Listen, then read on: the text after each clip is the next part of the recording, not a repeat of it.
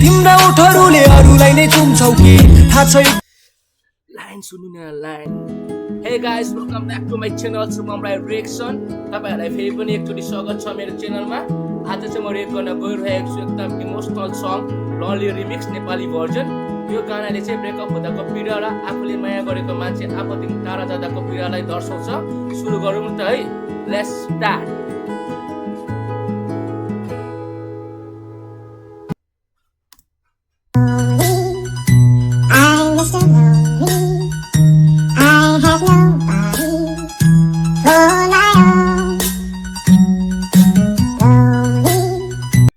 यो लन्ली गाना सुनेर चाहिँ मलाई मेरो स्कुल डेजको याद आयो क्या जब म क्लास 7-8मा पढ्थेँ त्यतिखेर म पुरा इङ्ग्लिस गानाहरू सुन्थेँ यो एकन भयो इमिनेम पिटबुल क्रिस बोन अन्त हेभी मेटल सङ पनि सुन्थेँ त्यो ल्याम्ब अफ गड एसिडिसीको होइन हेभी सुन्थेँ तर केही पनि बुझ्दिनँ थिएँ अन्त यो गाना चाहिँ त्यही एकनको हो लन्ली भन्ने ट्र्याकको नेपालीमा रिमिक्स भर्जन प्लस अलिकति स्याम्पल पनि युज गरेको छ क्या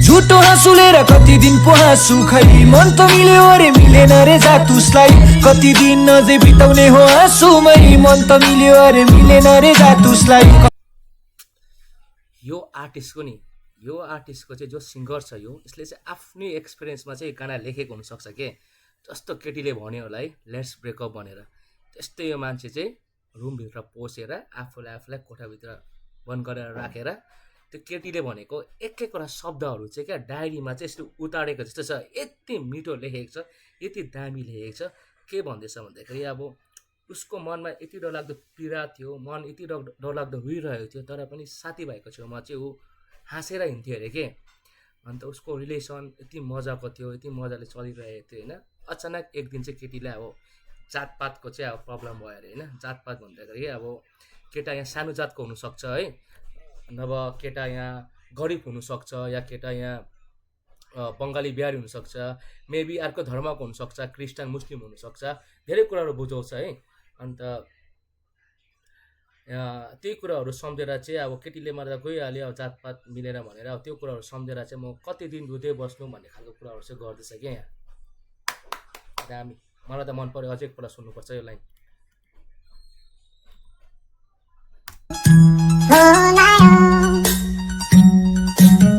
झुटो हाँसुलेर कति दिन पो हाँसु खै मन त मिल्यो अरे मिलेन रे जातुसलाई कति दिन अझै बिताउने हो हाँसुमै मन त मिल्यो अरे मिलेन रे जातुसलाई कसरी सक्छु होला यति चाँडै भुलाउन ती बिना खुसी हुन्न भनी क्यारी बुझाउ म हाम्रो भर्खर त ब्रेकअप भएको यार म कसरी तिमीलाई यति छिटो म तिमीलाई बिर्सिन सक्छु म यो मनलाई चाहिँ म कसरी सम्झाउँ अब म कि ऊ चाहिँ मेरो जिन्दगीबाट गइसकेको छ अब यो मन चाहिँ मेरो कसरी खुसी हुनसक्छ अब यो मनलाई चाहिँ म कसरी बुझाउँ अब सिम्पल भाषामा भन्दाखेरि ऊ चाहिँ मेरो जिन्दगीबाट गइसक्यो अब म कसरी खुसी बस्न सक्छु म क्या मजाले लेखेको छ यार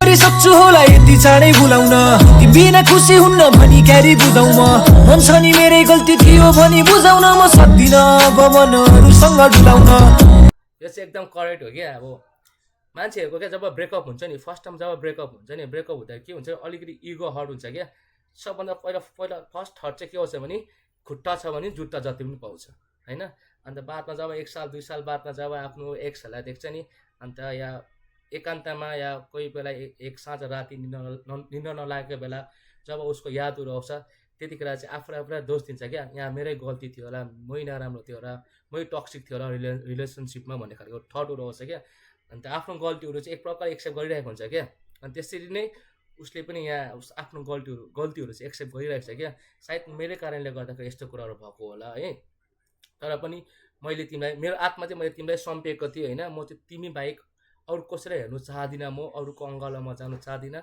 अर्को रिलेसन चाहिँ राख्नु सक्दिनँ भन्ने खालको कुराहरू चाहिँ उसले बयान गर्दैछ क्या अब आफ्नो गल्तीहरू मानेर चाहिँ अब दामी मेरै गल्ती थियो भनी बुझाउन म सक्दिनँ अब मनहरूसँग डुलाउन हामी दुई सँगै होइन नि है तिमी बाहेक मेरो छैन नि कोही भनी भन्दिन केही बरु हाँस्न खोजिन्छु बसो दिन रही हामी दुईजना त अहिले सँगै छैनौँ है तर पनि तिमी बाहेक चाहिँ मेरो कोही पनि छैन यस्तो चाहिँ म भन्दिनँ होइन।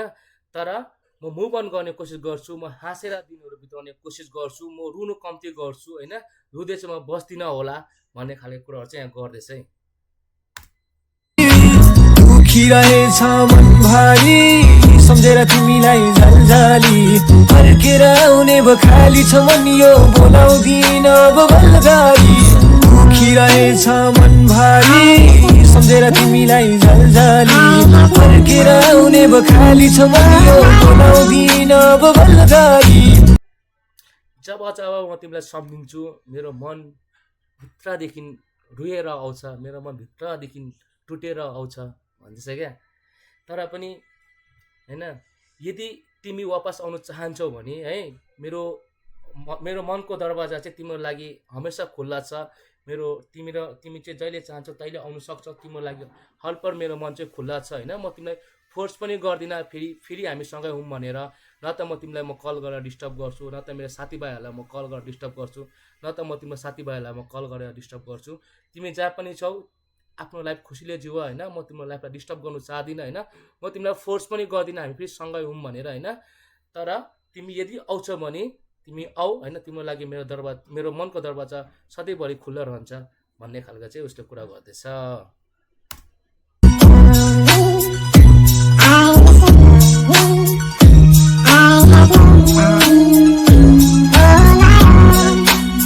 मलाई चाहिँ अहिले एउटा कुरा याद आयो क्या, जातपात भन्दा पनि एकदम यो चाहिँ एकदम रियल स्टोरी हो है मेरो साथीको।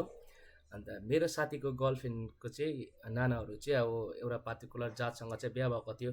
अन्त उसले सेम जातसँग बिहा भएको थियो। अन्त जति पनि त्यो जातसँग बिहा गर्यो अन्त उसको नानाको चाहिँ हस्बेन्डहरू सबै अब भनौँ न है सिद्धियो या एक्सपायर भयो, मऱ्यो है।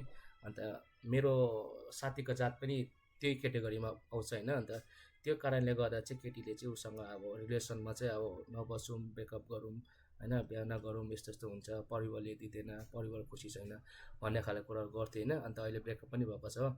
अन्त त्यही जातपात नमिलेर ब्रेकअप भएको हो। अन्त रातभरि मलाई कल गर्छ, कोही कोही बेला मलाई कल गरेर पुरा डिस्टर्ब गर्छ, मलाई सुत्नु पनि दिँदैन, भिडियो कल गर्छ मातेपछि हो। अन्त उसको गर्लफ्रेन्डसँग बात गराइदिनु भन्छ। एकपल्ट त मैले बात पनि गराइदिएँ, हेलो मात्रै भनेको थिएँ, सिधै मेरो नम्बर ब्लकमा हालिदियो होला सायद होइन। त्यस्तो गर्छ साथी तैँले यो भिडियो साथी तैँले यो भिडियो हेर्दैछस् भने हात जोड्दैछु हो, त्यसरी मातेर मलाई टर्चर नदे बुझिस्। मैले आइजा, नमातेको बेला आइजा, बात गरौँ, म मजाले बात गराइदिन्छु बुझिस्। त्यसरी मातेर एउटा टर्चर नगर्नु, निन्द्रा डिस्टर्ब नगरिदिनु बुझिस् ल, टेन्सन नदिए ल। त्यो पनि मुभ अन गर्नु ल। अब यो भिडियोकोबाट चाहिँ तर एउटा मेसेज दिएको मैले। अब त अरू खै अङ्गालोमा हुन्छौ कि तिम्रा ओठहरूले अरूलाई नै चुम्छौ कि थाहा छ। लाइन सुन्नु न, लाइन जो जसको भर्खर ब्रेकअप भएको छ यहाँदेखि उता चाहिँ नसुन्नु होला है, यति मजाको मिठो लाइन छ है। अब त तिमी अरूको अब तिमी अरूसँग गएर बिहा गर्छौ, तिम्रो त्यो ओठले अरूको ओठलाई गरेर चुम्छ, दामी। दुई दिन अङ्गालोमा हुन्छौ कि तिम्रा ओठहरूले अरूलाई नै चुम्छौ कि थाहा छ। एक दुई दिनमै अब मलाई बोल्छौ नि तिम्रा ओठहरूले अरूलाई नै चुम्छौ कि।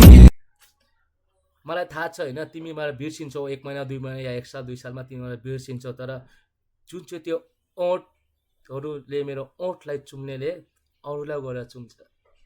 जुन चाहिँ मेरो सम्पत्ति थियो त्यो सम्पत्ति तिमी अरूलाई गएर सम्पिँदैछौ। दिन वक्त गर्दै बितेछ नि साल पनि, हामीसँगै हुने सपना भएछ काल पनि। म त हिँड्न सकिन नि केटी सेती बाल भनी, तिमीलाई नै हाम्रो सोची यो केटी बाल भनी। बिग्रेको दिन बितेको, साल बितेको होइन, हामी छुटेको पनि निकै सालहरू बितेछ।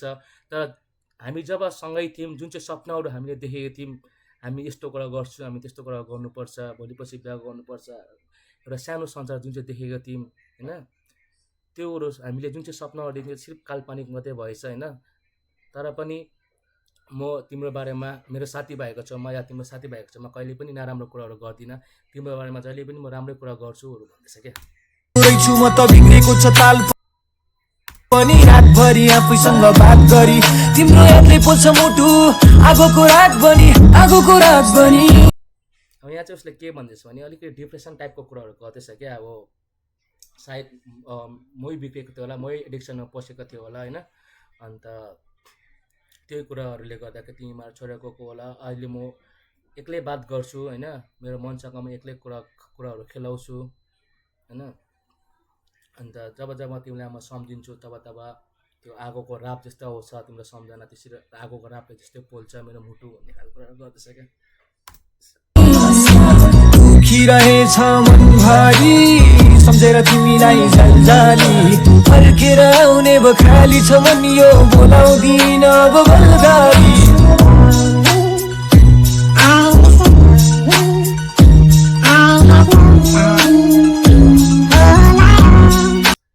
Thank you so much guys. If you enjoyed my reaction, don't forget to like, comment, share and subscribe. See you in my next video. Tata.